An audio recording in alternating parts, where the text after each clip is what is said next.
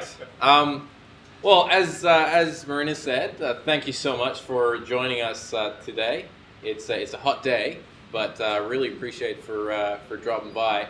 My name is Shaheen. I'm going to be the host tonight, and I'm the founder of Xgrowth. But we also run communities and events like this through Growth Colony, where we hold events around anything growth and marketing related, anywhere from sales to more technology-driven events like chatbots, software or platform related like LinkedIn or Facebook, anything you can think of in the growth and marketing space. So TikTok?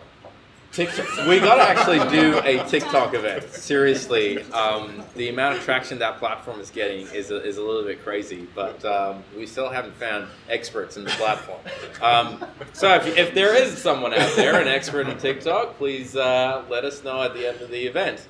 But show of hands, how many of you have been to Growth Colony events before? A number. Okay, that's awesome. Well, for new faces, thank you so much for joining us. Actually, I have to talk about sponsors. Yes.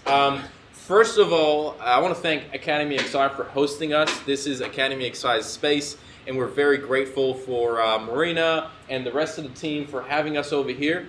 Xgrowth is another sponsor, which is a B2B growth marketing agency. And lastly, The Shift is our new sponsor, and we're very excited having The Shift as one of our sponsors. The Shift is our content sponsor, and what The Shift is going to do after this event, they're going to take all the main takeaways, put it in a very nice article, and put it on The Shift. So we'll definitely share that article with you if you wanna have some takeaways and are not in the mood for taking notes. So that's going to happen. All right. Now on that note, I would like to. What's on the next slide? Oh yes, Slido. I'm super prepared today. Gotta rely heavily on the slides. So Slido, if you go to slido.com and you put #colony, what we do with Slido is for questions.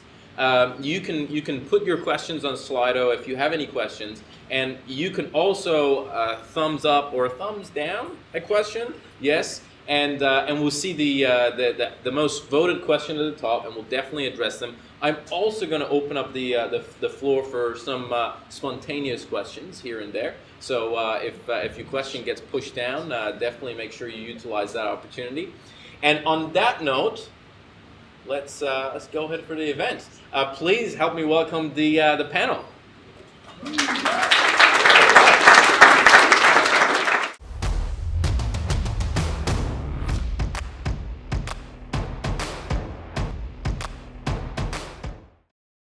So, first of all, I would appreciate if we could get a 30-second intro from what you do. I usually butcher introductions, so that's why I've completely got rid of them, attempting them. So maybe Luke, we'll start with yourself. If you could tell us a little bit about yourself and Big Fi and what you do, and it'll be awesome. Yeah, cool.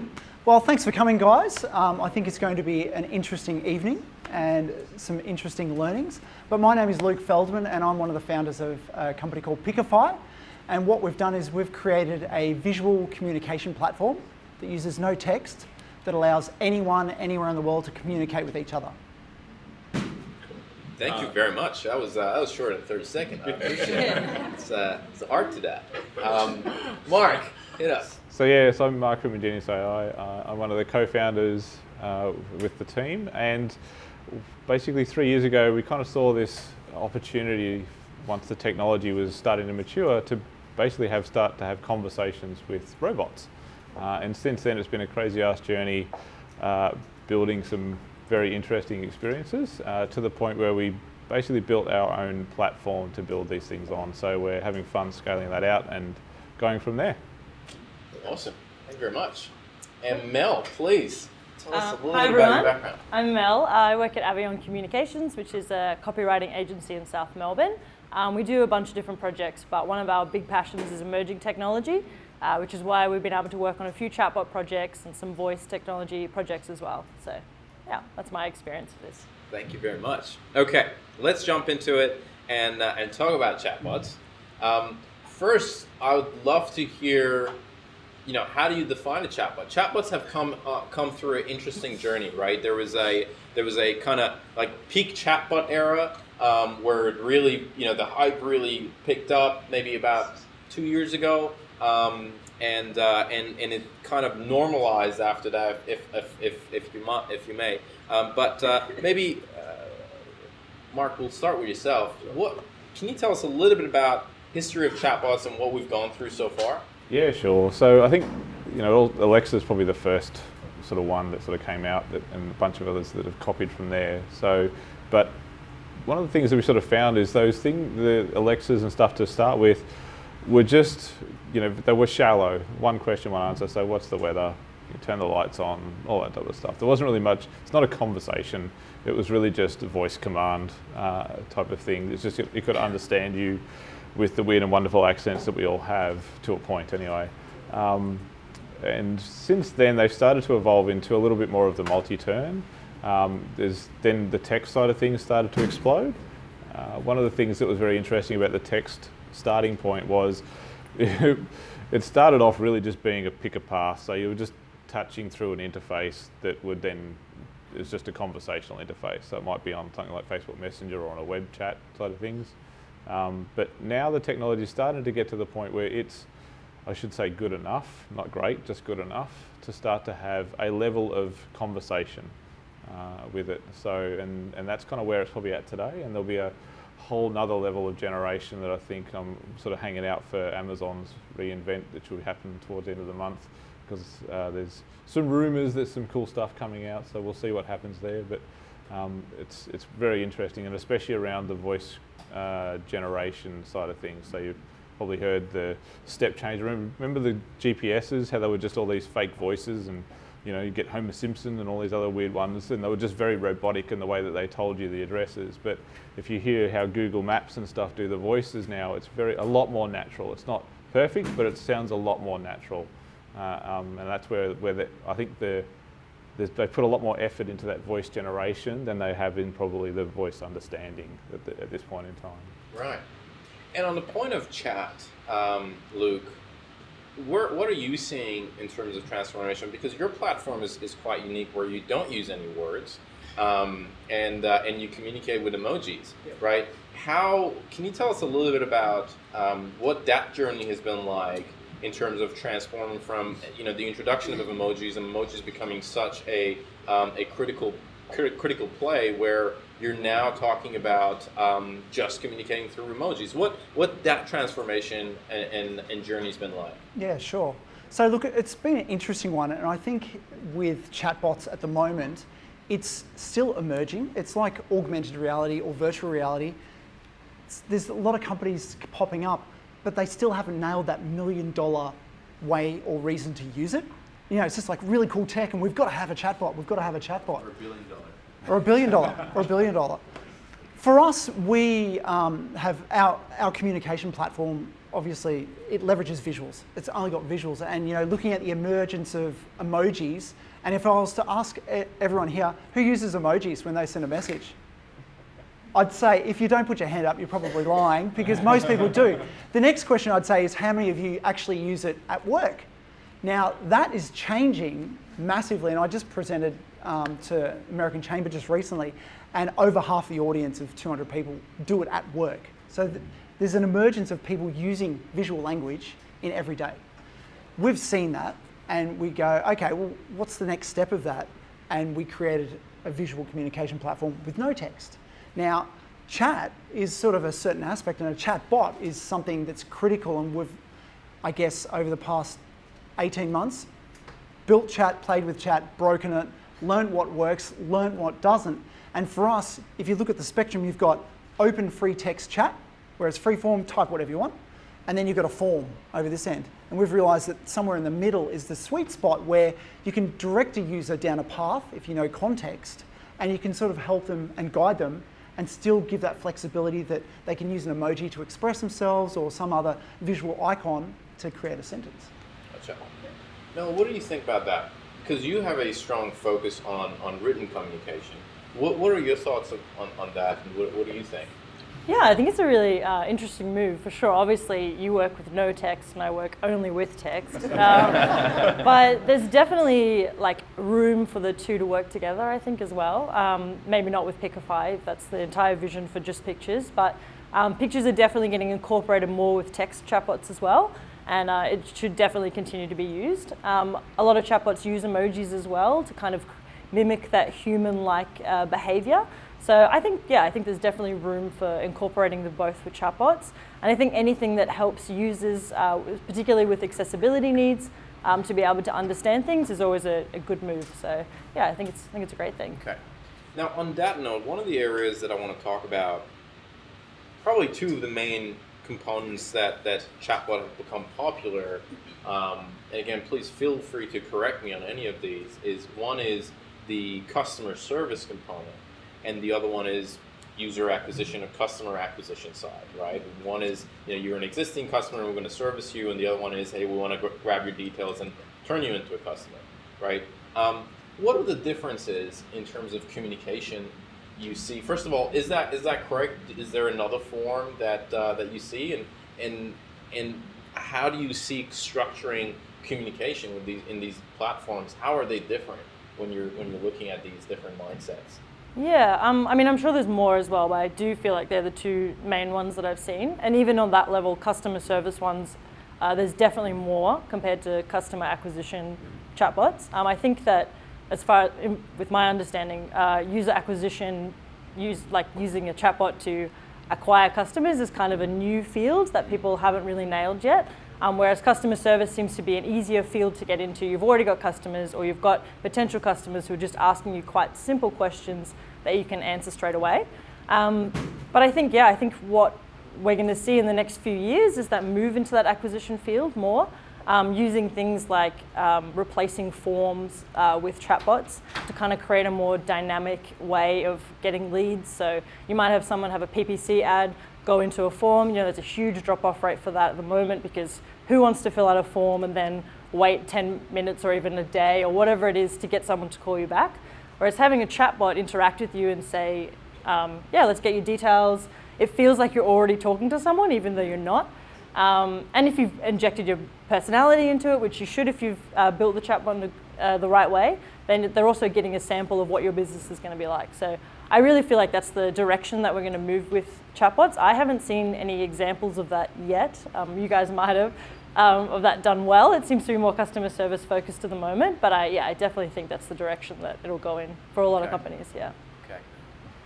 I'll just say, touch on that quickly. I think there's a blending between the two, because you'll end up finding, from the lead gen side of things, most people don't just go in and I just want to buy right now. Right? They've got questions. So the Q&A side of it needs to be there as well. And that's what we find is time and time again, from the lead gen type side of things. Like we've done one, and I've sort of looked at the stats before I walked in here to make sure I had something to talk about. So they just do the flooring company. So there's just a chain of them that they got. So pretty not that exciting stuff. Definitely not a technology type company. Flooring definitely isn't. But their conversion rate at 67%, but something like 40% of them ask a couple of questions first. So do they have installation services? What the hell is this per square meter? Like simple questions like this end up giving it a lot of confidence that they can then go, yeah, cool. And then to your point, like adding in that persona and that personality, it doesn't feel like a form anymore. Right? We've seen customers that have done like a competition, so they've got a website you can go in and fill in to win a car, or you can go into the bot. The bot was 91% completion rate and 40% on the web form. It was the same damn prize, the same questions. They double confirmed that date of birth within the bot for some weird reason, because they didn't trust it that much. But so they added extra steps in, and it still beat the hell out of the form. Why? Because it wasn't intimidating. Like if you look at a form, you're like, this sucks. But if I have a conversation with you, it's not so bad. It's why those people on the street, what do they call them, the muggers, whatever they call them, for the charities and whatever else, annoy the crap out of you. And they don't just stick a form on the website and try to drive clicks to it, right? Because they're more, they can drive more traffic and get more conversions because they have a conversation with you. I think that's the key element that we'll start to see, is there'll be a blending of the two, of customer service and that lead gen side of things. I wanted to ask you a follow-up question on that very, very point. I'd love to explore and talk about where chatbots don't work, right? Because I've had the experience. You speak to some of these vendors, right? Some of the CMS providers, will not name any names.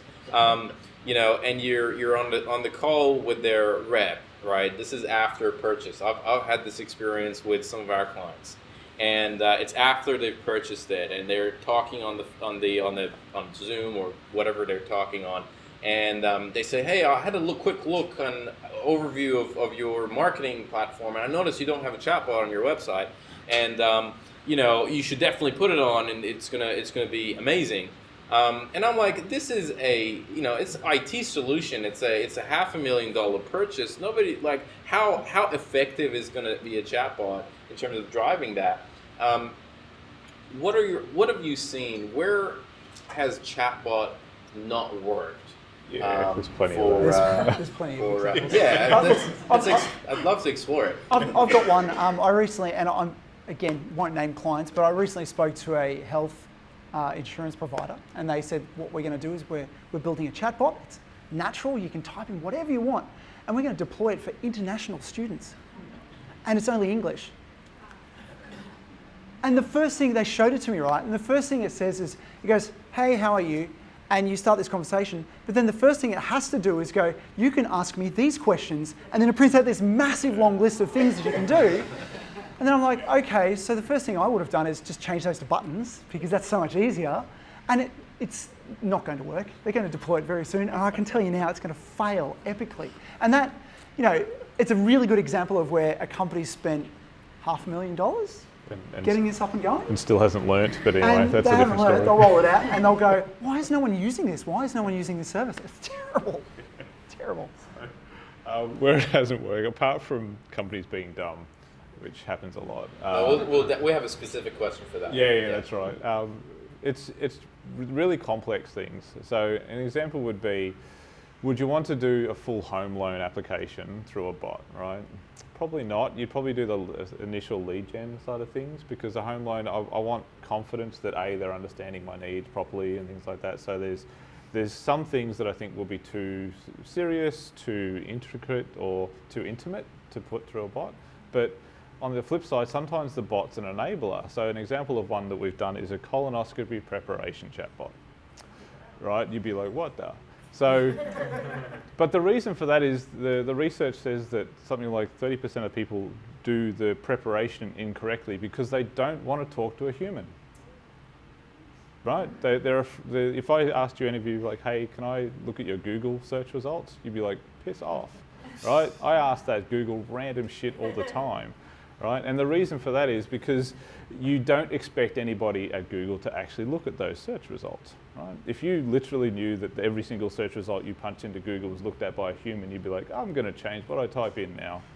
Right? But then the same thing goes to the bot. So the fact that, someone's looking at what they're typing in from a question and answer point of view, they don't want to talk to a human. So sometimes it can actually be an enabler. So it's not so much just always thinking about, it can be a complex problem and no one wants to talk to a bot because it's a medical problem.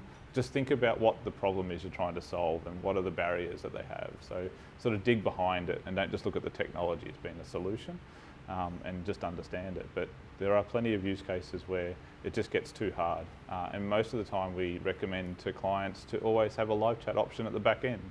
So if you're going to put the bot on there, make sure there's always someone that they can talk to if this bot is just flailing away and not helping them, and making sure you've got that catch-all. Mel, what are your thoughts on that?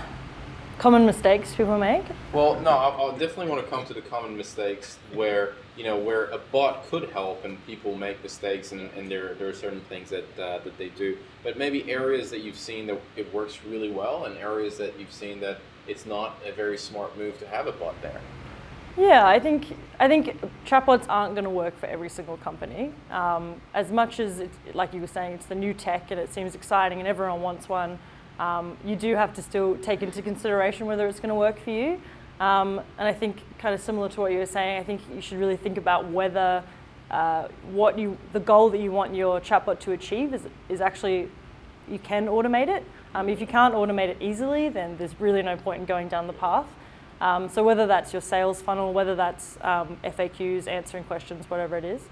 And yeah, I think that's probably one of the main things that a lot of people, they assume that they can get a chatbot, it's going to be a great solution for their business, but if your business is too complicated and requires a human, then it's going to probably end up in a weird situation. Gotcha. Can I, oh sorry, I was going to add one thing to that. Most people, when you think about chatbot, you think of the customer experience, but there's also, say, a business benefit as well. Because if you use, say, a chatbot as, say, for instance, solving a problem on a website, IT, you can get and solve, say, 90% of the problems. I'm having a problem with my internet. Well, you can do that through a chatbot, right? Provide some information. But it's key then the handoff. Now, in that opportunity, you're actually streamlining it for a business perspective, so you don't have 100 staff servicing calls that could have been really, really solved easily if they just looked at the FAQs, and you can drive them down that channel. So from a business perspective, it can actually streamline operations if it's done well. Yeah, that's probably the last one I had. There was one. I ended up getting sat next to the CEO of BHP, and I was oblivious to who he was. And he asked me, what do you do, blah, blah, before I had asked him that question. And I said, I build chatbots, blah, blah, what do you do? And he's like, I'm CEO of BHP. I'm like, okay. He goes, we're probably not going to use chat. I'm like, no, I don't think anybody's going to buy like $100 million with iron ore through a bot, right? So there are reasons like the relationship selling. That's right. While it might streamline the business and make things a hell of a lot easier, like there's still a relationship buy at a certain value point side of things. So there's that to take into consideration as well. Gotcha. Luke, slowly moving towards talking about some of the mistakes and some of the issues that people have with designing chatbots. Maybe if you could shed some light in terms of, you've done a lot of research around emojis and how emojis are used, right? Love to hear some of those findings. What was it, first of all, that drove the adoption of emojis as the main source of communication for your platform, right? And what were some of the elements that you saw in text that you were like, this would be addressed with emojis maybe easier. Love to hear a little bit about some of those behaviors, user behaviors that you've seen in your research. Yeah, sure. So look, one of the first ones is, if you look at the stats out there in the research, the average message that a person types is less than 7 words. That's, if we're casually chatting to each other, it's less than 7 words. And for us, we saw that as an opportunity to say, okay, well, what are those 7 words? Because, then you start thinking, okay, well, what are they doing with that? And they potentially use an emoji on the end of it, thumbs up, thumbs down, those sort of things. And we basically learned that through most of the conversation, through our family, friends, when we originally thought of this idea, and then in broader community, student cohorts and where we were testing this, that is the average, and we were able to validate that based on the research that's out there and us actually doing it. So then looking at that, we were like, okay, well, the concept, for instance, say people meeting, hey, let's catch up for a coffee. In our platform, we've got 2 little people with 2 little arrows that go together, which is meet. Let's meet. Then if you've got a coffee cup and maybe a little clock that's got 5 minutes, it's now let's meet for coffee in 5 minutes. Really, really simple. And another little stat, but we were chatting about this before, but if you do an average chat between, say, 2 people, and we're organising a coffee, time, location, those sort of things, it's around 99 taps of the keyboard on a mobile keyboard. In our platform, you can do it in 12. So it's like massively more economical to do it as well. Now, that wasn't our driver, but it was, I guess, a side benefit of going down this path where you can quickly do things, and it's so much simpler. Gotcha. Yeah. Well, that's really cool. And that 7-word concept is pretty interesting. I had my background is engineering, and we like to be very thorough sometimes in engineering. And I was seeing a girl, and she had a interior design background. And when we were texting one another I would write these long, thorough texts, and she would, like, at the beginning, she would be like, "Why are you angry? Why are these long texts?" And I'm like, "What are you talking about?" And later on, I realized it's not very common to write long text messages. But I was it all caps? Sometimes, but yeah, no, that's a very interesting finding that there are only seven. That's the average. The stats are out there. Yeah, it's but it sort of makes sense. Mine would be a bit higher, but well, if you think about it, if you're talking to your significant other and it's like, hey, what do you want to do, or what's for dinner, meet up with you later, hug, kiss, those sort of things. It's all really micro. We've coined the phrase micro communication. I'm sure someone's got a trademark on it, but we've coined it micro communication. Trendsetters. that's where the money's at. Now that's awesome. Mel, what are the problems? Specifically when you're looking at chatbot design, and somebody wants to sit down and says, I want to design the conversation in our chatbot. What are the mistakes that you see people make when they're in their first or second attempt in putting that together? I mean, Luke, you mentioned there was a long form that they have to pick. What are some of the things that you see in terms of mistakes that people make? How long have you got? No, no, it's not that many. I definitely think that a lot of people forget to build rapport with their chatbot and people, because even though people are talking to a chatbot, they'll still say, "Hey, how are you? Thanks," those kind of things. And then if you forget to put those kind of responses in, your chatbot's gonna be like, "I don't get it, I don't understand you," and it's gonna be a really weird experience. I also think not thinking about context when you're building a chatbot, so thinking about the context that the user's going to be in. Because obviously when you're designing the chatbot responses, you're thinking about kind of group the theme of what you think people will be asking you. So for example, you might put everything in there about favorite food, right?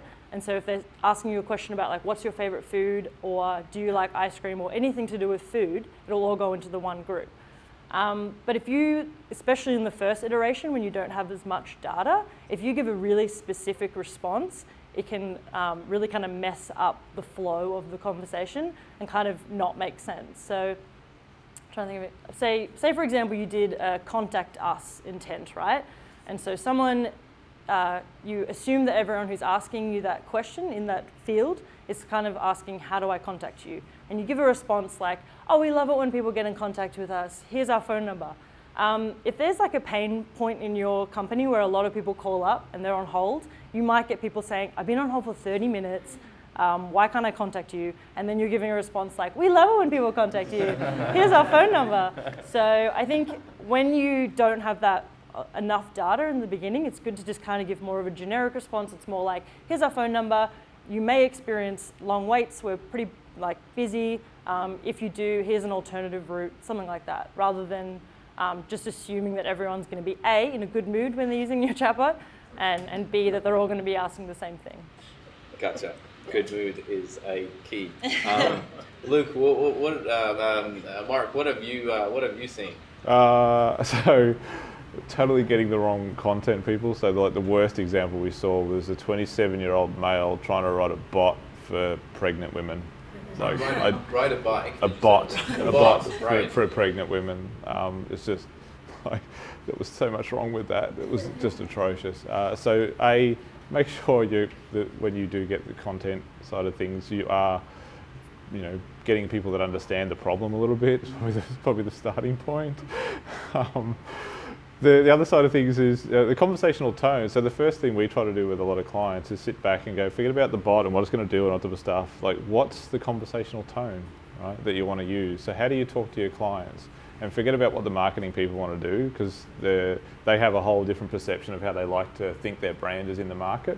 But if you go talk to the customer service team, you'll understand what the real company persona is and how they take it. So you'll find that the website will have this really slick FAQ answer for like, how much baggage can I take, or something like that. And then the way that they explain it on the phone is totally different. So they'll take that FAQ answer and then put their own persona and spin on it to make it a lot more digestible, plus possibly add little tips and other bits and pieces to it. So we always recommend from that side of things. Go and have a chat to the people that are actually talking to your customers to understand what the persona is, what they find works from that side of things, and then you can bring that into the bot to start to base that as being the conversational tone and the content guidelines, if you will, on how to do it.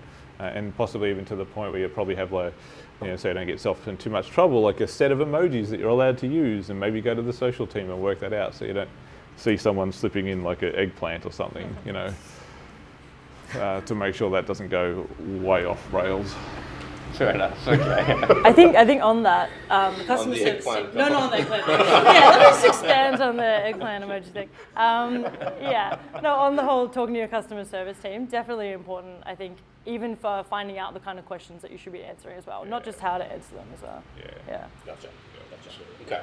Let's take a couple questions. Chris, any recommendation for dealing with Facebook's implementing policy changes around Messenger and subscription messaging? Sure, I'll take that. You're a good one for answering that. We've got a couple questions on that as well, but go for it. Do you want to maybe explain first what that question is? Cool. All right. So good point actually. So start from that point of view. So Facebook, they had that whole approach of go fast and break things basically. So they've sort of tweaked that a little bit since then, but. What is it now? It's like go fast and that's it. Try not to break things probably. But so what they were doing with Messenger is, all right, we don't know how people are going to use this when we open it up from an automated point of view, so to be able to build bots on this ecosystem. So let's not put too many rules around it to begin with, and just go nuts, have fun.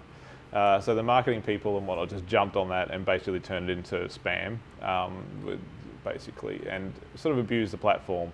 Facebook put some policies in place to try to rein that back a little bit without, stopping it altogether. But it hasn't really helped because Facebook can't monitor every single message that goes out on that platform. So they've gone, well, the population isn't behaving, so we're going to have to pull it back. So they've pulled it all the way back to basically saying you can only talk to someone within a 24-hour window. So if they've talked to you, within that 24 hours, you can do or say whatever you want back to them.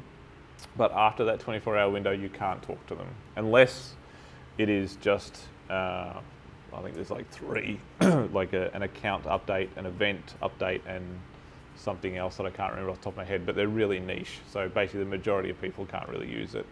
The only exemption to that is news organisations. But you need to be like a legitimate news organisation. So an example would be we're working with Channel 7 to do an Olympic chatbot, which is going to be really freaking cool. But anyway, so they'll get an exemption to be able to push out news at any time to do that. So that's what the rules are, and that comes into effect January, basically. Now, to touch on the point of how do you address it and what do you do next? Recommendations for dealing with it. Yeah. The gist of it is you probably can't. I know this sounds really weird, but in my view, there's a lot of people that have abused it to the point where it would turn people off Messenger, right? One of the things that they try, like Facebook actually uses Australia as a test base for a lot of stuff because we have a high high usage within a small population. So they do all sorts of wonderful stuff. For a while, they literally tried to implement a spam box within Messenger. Like, hell no, like, do not turn this into email. Like, email is rubbish now, like, the amount of crap that you get and whatnot. Like, there's a whole technology industry around managing spam. It's not the way to go. The last thing you wanted to see was that happen in Messenger. So in my view, they're sort of going down the right path. And it's more about just providing value so that they do want to come back and talk to you at the end of the day. So it's not about just you getting your messaging out and try to, grow your list, but provide value so that they do want to come back and talk to you. So an example would be, so we've got BetEasy is one of our clients. They've got during the spring racing carnival, they did a tipster bot. So every Saturday, people would come back into that bot and get there and request tips for the Saturday, right? And they're continually growing their subscriber base over and over, every week to week, basically, to the point where they're now running it beyond the spring racing carnival. So you can still grow your subscriber list, push out that value, but you've got to be valuable to them. And I think that's probably the better approach to take. Yeah, awesome. The other thing that I want to ask one more question and then take a question from the audience. One of the trends that we're seeing is bots being integrated within apps. And I think your application is at the heart of it, where you're that's one of the main drivers for where you're going. And please correct me if I'm wrong. To integrate that form of communication inside of an organization or inside of a platform that they already have. Yeah. You could totally do a keyboard. Did you say write an ebook? No, Keyboard. Like I was just Chat thinking then, a keyboard would be a pretty cool way to spit it The up. OS doesn't allow you to do Oh. that. That's okay. Okay, anyway, sorry. How are you seeing that? What kind of appetite are you seeing for kind of chatbots being integrated within other applications? Yep. So for us, previous to this business, I had a SaaS solution business for 8 years, and we built a software and it used pictures to help educate field workforces. So we had a lot of learning over the past 8 years, and I guess that's a culmination of why we created Picify. But for us, one big learning is, if I say to you now, guys, go download the Picify app to do messaging or whatever it might be, you're not going to, because it's just another app. So we've made the conscious decision that our platform is an API, and what that basically means is we can integrate with anything, whether it's Slack, Skype, Microsoft Teams, kiosks, ATM machines, whatever that might be. We've been very specific in how we've designed the platform. So it sits on top of the existing systems to augment the customer experience and to connect with different audiences, whether or not they're diverse, culturally, linguistically, or you've got like the millennials and Gen Zs, the under 30s, that really love using emojis and visual language to connect with those guys. Interesting. There's a good question. There's the rule of it's like 7, 30, 30, 33, and 58, or something in those lines, where they say, when you're communicating with someone, they hear 7% of what you're saying, 30-something% of your tonality, and then 58% of your body language, right? And there's a question over there that says, like tonality with text, do you feel like meaning might be lost with emoji-only interactions? Well, what are your thoughts on that, Luke? Well, must say I do like the little 70s guy, so whoever did that. Look, I guess the big thing for us is, and this is where it needs a little bit, I guess I haven't explained, we're not emojis and we're not an emoji system. We've seen that trend in pictures because emoji is a picture of a dog or a car. What we've done is we've created the connecting language that allows you to put them into a sentence. Now, I'd love to be able to show you a demo up on the screen or something, but feel free to come up. I've got it on my phone. I can show you what this means.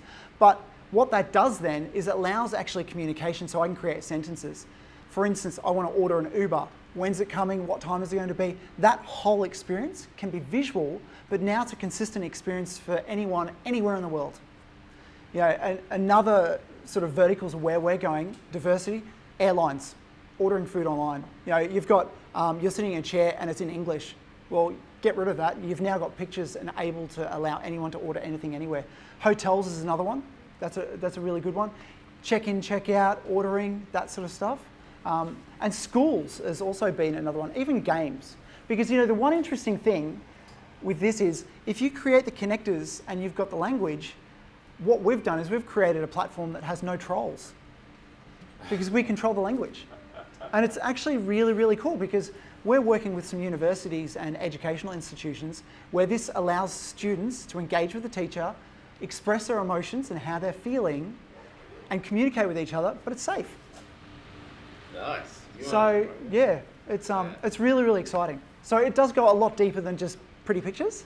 But look, obviously that's the first thing, and we've seen that cultural change in how people are doing it. We've extended it. Cool. Just on that, so with Mel, we've found it the reverse, where text by itself, you lose some of the nuances. What was that, sorry? So text by itself, you can lose some of the nuances, but the emojis add a bit more, say, like sarcasm, for example. It's an emotional nuance. Yeah, that's right. Yeah. So is that how? What do you think, Mel? Yeah, I agree. Yeah, I mean, I don't think you have to put emojis in every single response. Because I think that might overload it. You can if you want to. If you text like my There dad. are people then who do that. Yes, I know, definitely. But I agree, especially if you want to, with particular responses that you give, if you want to make sure that the messages interpreted correctly, yeah, it can be quite useful for sure. I think also it's the nuance. So just to give you a bit of history, the column with the little bracket, which is the smiley face, was created by a professor, and the reason he created that was when he was communicating with the students and his teachers, they were misunderstanding the tone of his statement that he was saying. It's like, finish all your work before you leave. Now, if someone said that, your boss said, you were, what the hell? But if you put a wink under it, or say a beer or a clock or something like that, it changes the tone of the statement. And it's actually psychologically, also, if you look at an emoji, and the studies are out there, if you see that smiley emoji, it's the same feeling as if you're looking at someone and they're smiling at you. So it actually can make people feel better. And it's the truth's out there. I'm not making this up. The data's there. We have a white paper to substantiate our research. But it's really amazing. And for us, we think it's an exciting time, because now you can look at this and how people express themselves and extend it and really sort of take it to the next level. That's so cool. You want to see the app now, don't you? Okay, let's take a question from the audience. Any questions? Got a question here? It's actually the question that I've already posted over there. Our system has failed. Go for it. Which question is it? Is it here? The second one, actually. All right. Go for it. Different Go for it. are like bots which are built like with the coding from the bots that are built through different platforms like Chatfuel and ManyChat. So, like, because you were just talking about like you wouldn't buy like a multi-million-dollar or really invest into bots which would fail, but these bots are like quite cheap, but you can do the exact same kind of features with them. So how do you think one has advantage over the other? I think you would be the best person. Yeah, cool. So it just comes down to the experience you're trying to create. So it's like saying, a e-store or a CMS and things like that. Like, they've all got their pluses and minuses. Some are very niche and vertical specific. Some can be very broad. Some are very shallow. So if you take something like the existing sort of, I'll say the very quick and simple bot building platforms that are out there, they're okay for the short, simple experiences. If you want to do just a couple of questions and then link them down to a lead gen type thing and collect the details and go from there, yeah, they work. One of the things that we've found and the problem we're trying to solve is once you get past that, so that if that's successful and you're like, well, now I see them asking lots of more complicated questions and things like that. So if you've got hundreds of thousands of people coming to your bot on a monthly or a yearly basis, whatever, that scale doesn't work, right? And you aren't able to see the insights at scale. So an example would be like one of the bots that we built by ourselves to try and prove this point to a lot of customers that this stuff can do cool and hard stuff is a personal income tax return chatbot. So you can now do your personal income tax return over Facebook Messenger securely. It's tapped into the ATO and all that type of stuff. But one of the things we found is when we launched that thing, the first bunch of questions that came in that the bot didn't understand was, is this a scam?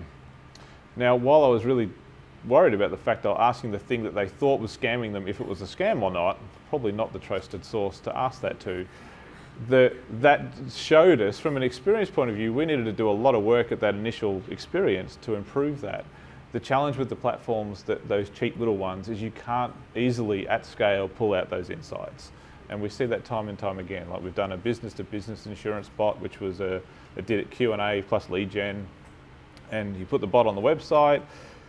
Within the first month, I think he had 60 people come in and ask, hey, do you provide Uber driver insurance? And he's like, shit. No one's ever asked me, hit my contact us, called us, and asked me that question. Where the hell did all of this traffic come from, right? But all of a sudden, he's like, well, I've already got taxi driver insurance. I'll just rename the damn thing Uber driver insurance. And the next month, it was his top selling product, right? These very simple insights. So for me, those platforms are okay when you've got the ability to look manually through the conversations and the scale there, and you're only going this deep. But when you want to start to do bigger and bolder stuff, those platforms very quickly fall over. And it's literally why like a HubSpot works versus a Salesforce, Yeah, it's like when you're building a website, you could build it with Wix, or you can have a super custom-made website as well, which can do a lot more. Yeah. Well, it's a good question, and I'd like to ask this and probably maybe expand on it a little bit more. The question is specifically around one example. Do you recommend introducing the chatbot conversation by stating that your customer is engaging with a bot? So saying, hi, I'm a chatbot, how can I help? Or, pretend there's a human there and be like, yo, we got you covered. 100% always introduce that you're a chatbot. Not you're a chatbot, but they're a chatbot, for sure. I think it's going to benefit you when your chatbot inevitably fails as well. Like if it does something wrong, people are going to be much more forgiving if they're like, oh, it's a chatbot, it's fine, it's not a human. And I think it's just a lot more honest to be like, yeah, this isn't a real human, you're not interacting with a real human, I'm just a robot for now. So yeah, I would definitely recommend introducing like that. And also you can use that as a way of kind of introducing to the person how they can interact with the chatbot as well. So not everyone's used a chatbot before. It's good to kind of have a little bit of thing that's like, these are the kind of questions I can answer without giving a full list of questions, obviously, but just kind of giving them an idea. Yeah, exactly. There's 50 things you can ask me. Kind of giving them an indication of what they can do as well. Do you have a framework that when you're sitting down and you want to design a conversation, do you have a framework to follow? Are there, your Mel's top 3 rules to follow, or do you have any like how do you go about structuring conversation? The reason I'm asking is, if somebody comes and say, all right, I want to today sit down and design a conversation, right? What are the top 3 key points that you would say, hey, make sure you keep that in mind? I mean, we talked about some of the components that are, make sure you have the context in mind, make sure you have this, but are there, more concrete examples like, hey, make sure you introduce that this is a chatbot or anything like that? Does anything come to mind? Or? Yeah, definitely obviously introduce. Like kind of what we were talking about before, making sure you have fallback responses for things like profanities and inappropriate things that people say, because unfortunately they will. So make sure you have some sort of response for that. And also like the little interactions that people have, the hellos, the thank yous, etc., etc. What else is there? Those are kind of the basics that you definitely need to have.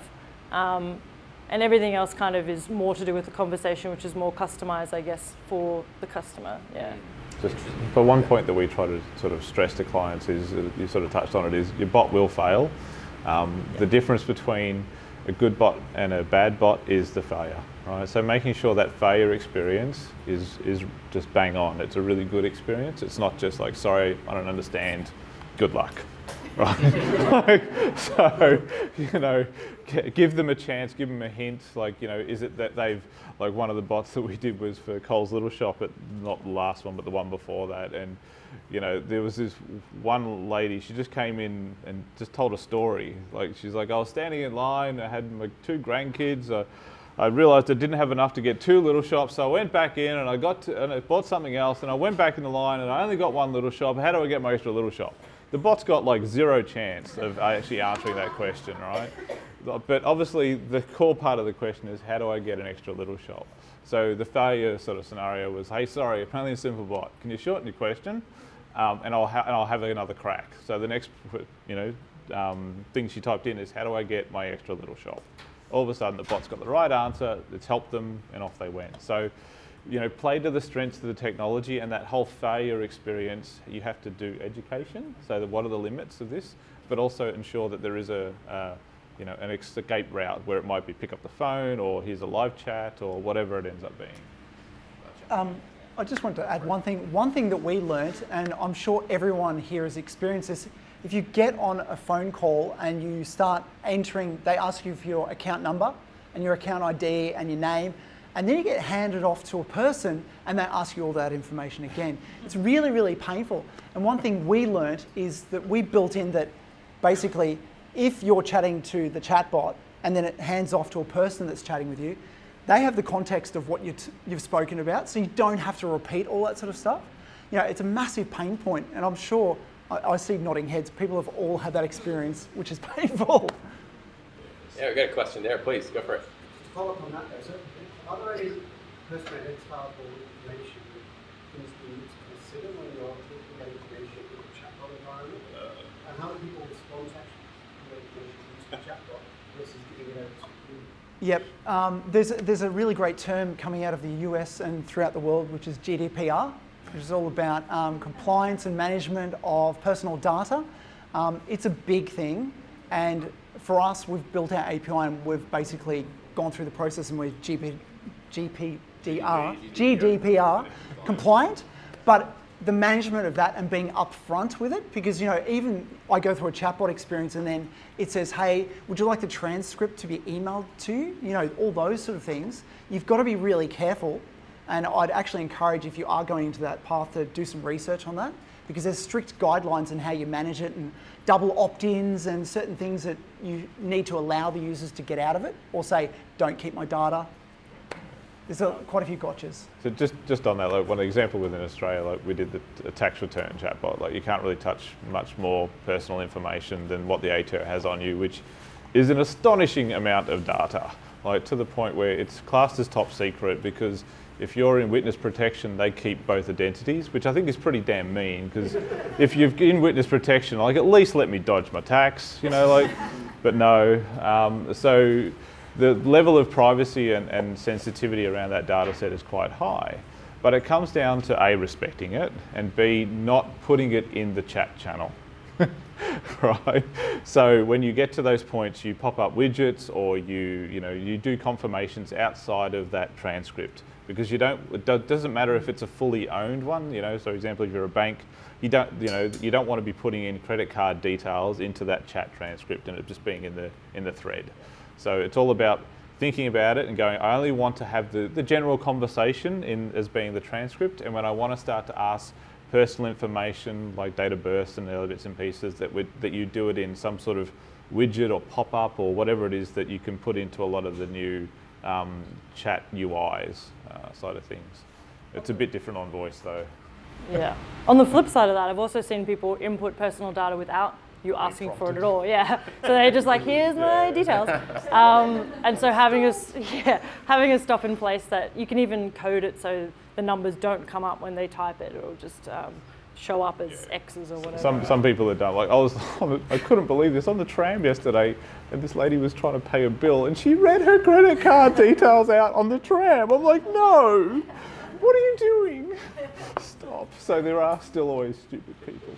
Yeah, it's like that video that they shot, and they were asking people about their passwords on the screen, and they kind of disguised that. They said, hey, how do you make sure your password is super secure? And they're like, yeah, of course. And they ask a couple more questions, and they're like, so what would be an example of a password? They all start giving out their passwords, and they're like, oh my god, I just gave you my password. That's interesting. Weird, yes. Okay, so we got one question from Daphne. How can chatbots facilitate users to get to the point where they want to make big purchases or complete long or intimate types of applications like home loans? Who wants to take that?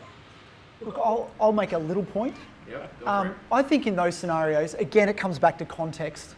And for me personally, how I'd approach that if I was going to build a chatbot is the chatbot would capture some small information, and then it would tell me that it's being handed off to a person. And then you do that. That's how I'd approach that, because there's so many problems and going down. We just sort of spoke about it, credit card information and all this personal information being put into the chat. I personally would prefer to have something that gives you a good experience at the start and then says, I'm going to hand you off to Daphne, who's going to help you with this. And then it dials through, that sort of thing. It's coming through, Daphne. Yeah, and even using the chatbot more as a qualifier, I think, is probably a bit smarter. So you're making sure that you can personalize their experience still. If they're making a big purchase, you can be like, here's some preliminary questions. I think these might be some great options for you, but here, I'm going to hand you off to someone else, or here's some more information and that kind of thing. So, yeah. It will get there. Like one of the things, like the reason why we built the tax return bot was kind of to prove that it can be done, right? It was really just a proof point that for us that we were getting in the right thing, and plus, a tax return is this big, intimidating form. It's a process, and most people think they need to go to an accountant and things like that. But when you put the time and effort into the conversational tone and that experience, like when we did user testing, people got to the end and said, can I do it again? Like, who wants to? They're not going to get more money. Like, who wants to do their tax return again? But when you put the tone in, like our goal was to basically make. Hope there's no accountants in the room. An accountant with personality, right? So the idea being that I know it's a big ask, but that was kind of the goal, was to make it so, and it's dropping GIFs while we're doing API calls to the ATO, because sometimes it's slow and down and whatever else. But make it fun and engaging, and we even had tried to like, some of the feedback was around the point was like, oh, you've only got a cat and a puppy. It's like, so we had to find diversity in our gifts. So it was like, I've got a cat, a duck, a chick, a rabbit, all this other stuff in there. So it all comes down to, like, do the research, understand what the problem is, because you can take something that is as serious as a tax return and as, I guess, as sensitive from the data point of view. And sure enough, like, from a money side of things, there's not a lot of value attached to it. Like, they might get a couple of $1,000s from a tax return point of view, but you can go down that path. I think something like a home loan and whatnot, it's going to be a longer journey to build those experiences, because that's a pretty serious sort of thing. So I think it'll be on the lines of, like, do a lot of the qualification and then hand off to a human to finalise it. But it's only a matter of time, because not all of those experiences are great with them when the humans come into it, right? So if you want a consistently good experience, then most of the time you can automate it if you understand what the boundaries need to be. Cool. Question from the audience, please. What point do you think a person developing a chatbot becomes responsible for the communication or the information that they receive? So let's say, for instance, I find chats with Telstra as an interaction and I want to change something on my account. I know the series of questions they are asking: full name, address, date of birth, etc. I will sometimes preemptively put that information in, so I know that I'll get through very quickly. I don't need to call anyone and they'll receive that information. What point do you think the onus is on the company to protect the privacy of my information? Or is the day-to-day month it's starting to type of year, do I stop the person who can see that information, protecting my data a bit more? Yeah. So just quickly on that, like the way that the live chat systems work, they kind of have a filter that does that, so that the agents at the other end can't see that. So the same things you can do with the channel side of things, but one thing that's interesting is when you remove the humans out of that conversation, the bot can look at it. Like, it's, so it's sort of flipping it around and going, well, I just want to stop other humans from looking at it because I can't trust the humans, right, with your data. The bots and the systems, like, they've got your data already. So it's more about, well, let's make it a streamlined experience so that that I remember you next time you come and talk, as opposed to having to validate you are who you say you are every single time. Okay. I've got another question. One of the things that are getting more and more popular is business apps, right? So WhatsApp. Facebook Messenger, obviously we spoke about, Apple Business Chat. We've got a question about WeChat, Weibo, and some of the Chinese players coming in the market. We had a question about Chatflow.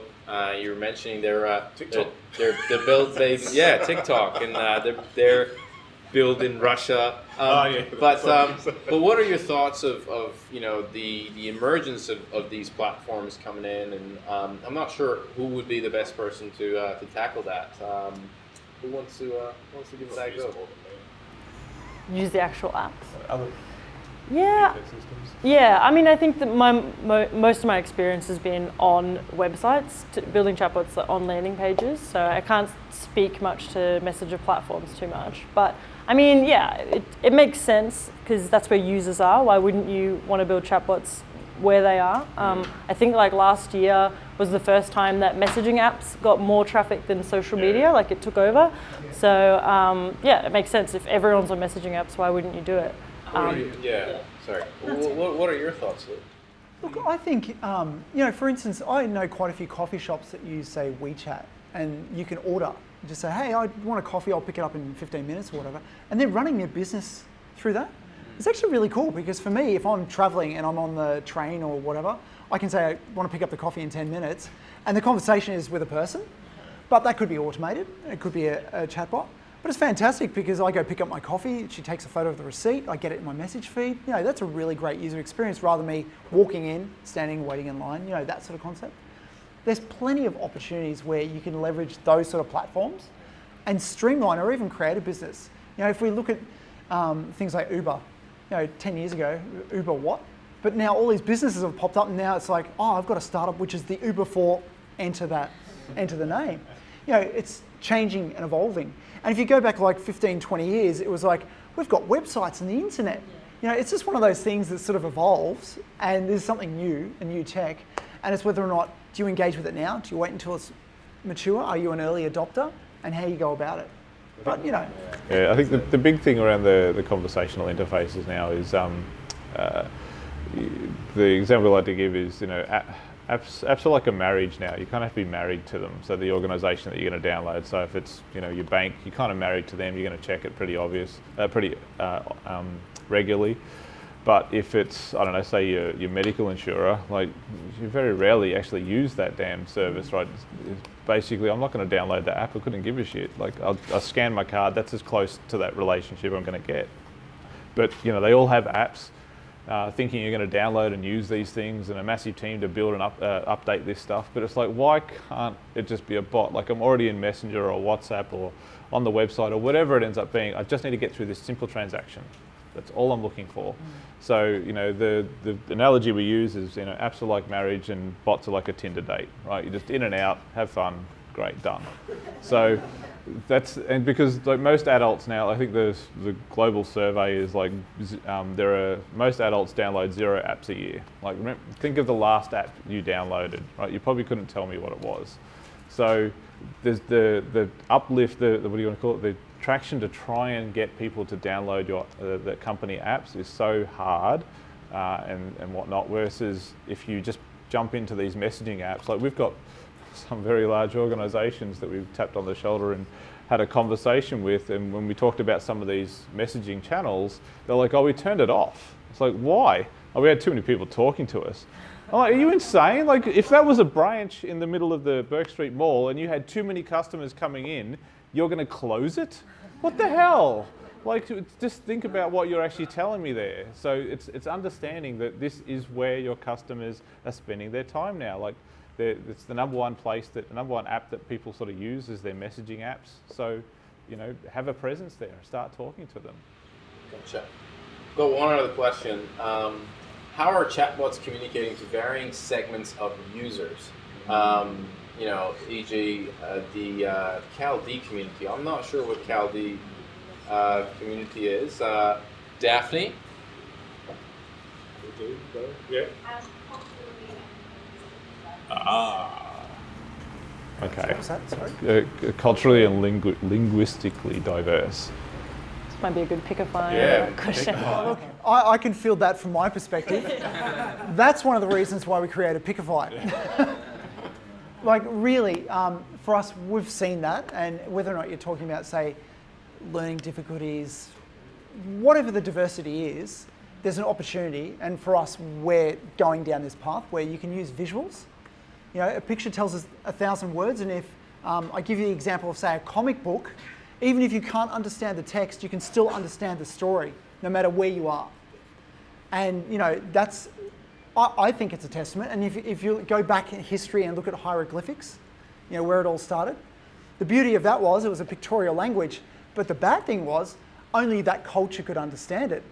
What we're doing is we've said, okay, well, let's do that, but let's make it so everyone can understand it. So I definitely think, yes, that Pickify for something like that is well and truly in what we're trying to do. That's awesome. Yeah. That's awesome. Okay. Well, on that note, I just realized for some reason in my head we had started at 7, and I was looking at the time. I was like, we got plenty of time here. But we started at 6:30, and it just completely escaped me. So I do apologize for going a little bit over time. We'll take one last question from the audience, if there is something, please, and then we'll wrap it up. What technology out there do you know that kind of feeds in a user's journey before they get to the chatbot? Like, does that information, is that valuable for the chatbot in their responses and answers? So maybe I'll just repeat the question. So, the question is, what tools or techniques do you know that will take the information of what a user has experienced with your brand before and feed that into a chatbot so the chatbot can have more relevant feedback for the person who's communicating with it? So one of the things so there's probably two elements on a web chat side of things. You could possibly use like the journey that they've had through the website and sort of come in. So an example would be if I've gone in, kind of look at credit cards, and I'm like, oh, cool, low rate credit card, and then I close, click the bot and start the conversation. So you kind of want to have input context. So start the conversation with a knowledge of the fact that they're looking at low rate credit cards. So if they ask a question like, how do I apply? They're talking about a low rate credit card and not be like, hey, do you want a home loan, a car loan? You're like, what the hell? So, Good job. yeah, that's right, yeah. So there's that part of it. On the persistent channels, so like a Messenger and WhatsApp and things like that, like taking note of what they've done previously. So are they a new customer, an existing customer? What products do they have? So, and even if it's an own thing, like one of the things that I think would be really cool is getting to the point where I can jump into, say, a banking bot and I can ask, hey, what's my rate? Or interest rate or something like that. And because I've only got like a credit card or I've only got a home loan, it can answer without me having to explain the full question and looking at all those details. So that's where I think it starts to become a game changer, where I can know a little bit about you to be able to take that and then, find the right answer for you, which is what would happen if a human was looking at your record and could tell you that question. And we've got that chat history as well. Yeah. And then you can kind of, it's more of a conversation, like you're a chat being to me. It's not like every single time I'm a new person. Correct, yeah. And it's just those simple data points. It's not so much you need someone like an AI to look through the full transcript. It would just be like, they came in, they looked at this product, they did that. So it's just that data points. Awesome. Thank you very much. And on that note, we're gonna wrap it up. Now, if you have more questions, or you want to get the recording of the event, the article that is coming out, anything, or you want to be aware of the next events that we're going to run, make sure you check out our Slack channel. You can type in www.growthcolony.org/Slack, and you could go ahead and join. Now, on that note, I would really appreciate it if you could help me thank the speakers.